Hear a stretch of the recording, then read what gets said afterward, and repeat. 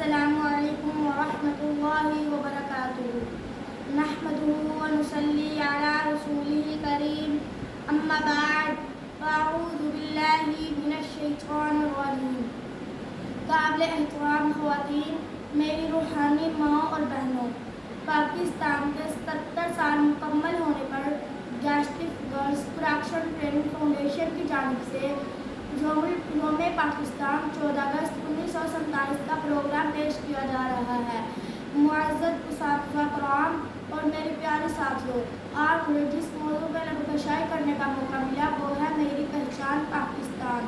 سامعین گرامی، میری پہچان پاکستان، میرا ایمان پاکستان، میری آن پاکستان، میری آن پاکستان، میرا سامان پاکستان، میری عزت اسی سے، میرا عنوان پاکستان، اقبال کا تصور پاکستان، قائد کی جدوجہد پاکستان، جی ہاں وہی پاکستان جس کے اصولوں کے لیے 100 نہیں، ہزاروں نہیں بلکہ لاکھوں لوگوں نے قربانیاں دی۔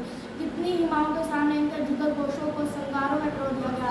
میری پیاری بہنوں، کسی بیگار سے پوچھو گھر کی قیمت اور کسی غلام سے پوچھو آزادی اور وطن کی قیمت، پھر احساس ہوگا کہ جس پاک سر زمین پر ہم رہ رہے ہیں یہ رب کائنات کی بہت بڑی مہربانی اور انعام ہے۔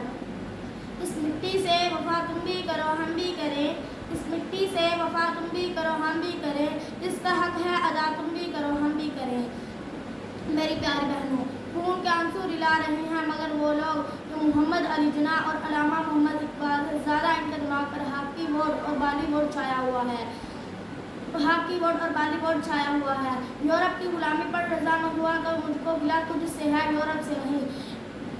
میرے ہم وطن ساتھیوں، آئیں قدم سے قدم ملا کر قرآن و سنت کی نشر کو اپنا کر آسمان کی بلندیوں کا پرواز کریں۔ اس تقریر کا اختتام میں اس شعر سے کرتی ہوں: کھڑے تھے ہم بھی قسمت کے دروازے پر، کھڑے تھے ہم بھی قسمت کے دروازے پر، لوگ دولت پر گرے ہم نے وطن مانگ لیا۔ وما علینا الا البلاغ المبین۔